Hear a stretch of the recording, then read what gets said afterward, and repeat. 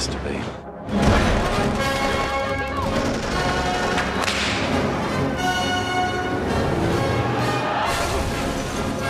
Damn, I thought that was closer.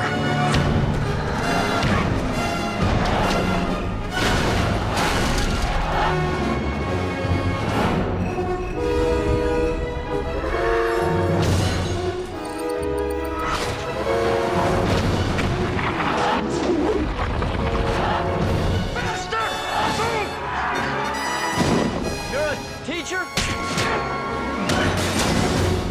Part-time.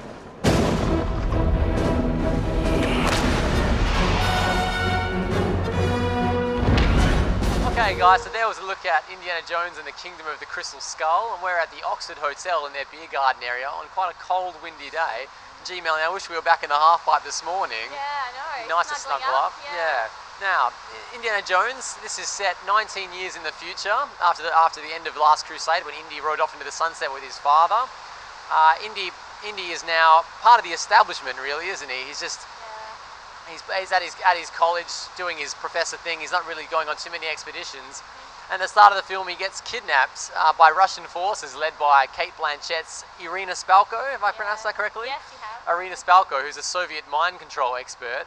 They take him off, they bundle him off to Area 51, to the warehouse that we saw at the end of Raiders, where the Ark was left. Thoroughly CG'd warehouse, let me add.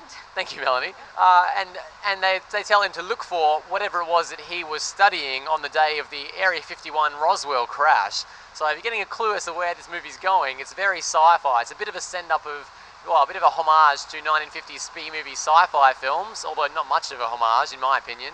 And also a bit of a family expedition. We don't want to give too much away, but there is a young man named Mutt Williams who happens to be the son of Marion, and fans of Indy will remember Marion from Raiders of the Lost Ark. She makes a reappearance, Karen Allen. Now, Melly and I have been accused quite a few times when we're on this show of being Grinches when it comes to reviewing movies. Apparently we just seem to hate everything, but we love Indiana Jones, don't we? We absolutely love Not this one. We absolutely love. Don't give it away too early. Let me build this up here. We love Indiana Jones. The first three films are fantastic. They're probably our favourite movie franchise, aren't they? Yeah. And we went into this with such high expectations. We were looking forward to this. Melanie particularly has been looking forward to this for years. And Melanie, what did we think? Thoroughly disappointing, Adam. Yeah, it was atrocious. There's not too many positives that we could actually take away from this film and that we can share with you today. Yeah, we really were so disappointed. And I actually feel cheated as a fan to go along to this, and I feel like I feel in a way deceived because, you know, we just tried to interrupt with you about the CG. From the opening shot, there was a CG gopherish rodent creature, and it was completely unnecessary, and it went downhill from there. It was, And for Stephen to come out and say, you know, prior to the film's release, that he had kept it in the same vein as the early films and not went over the top with CG was a complete lie. Yeah. Because the CG was just throughout the film and completely unnecessary.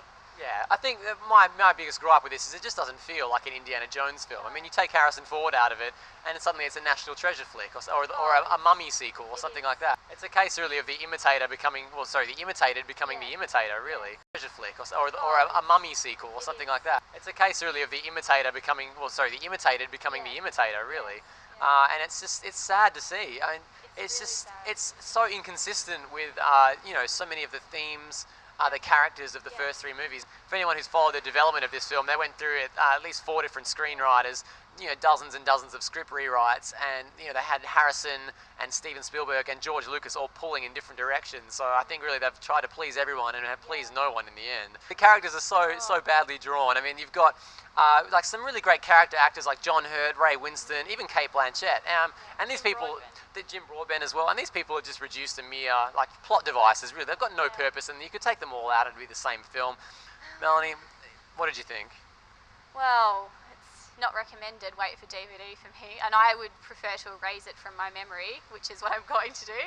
I'm going to hold on and cling to my box set of 3 DVDs and pretend that this one was never made. Yeah, this is I think it's not an exaggeration to say this is a slap in the face to fans everywhere.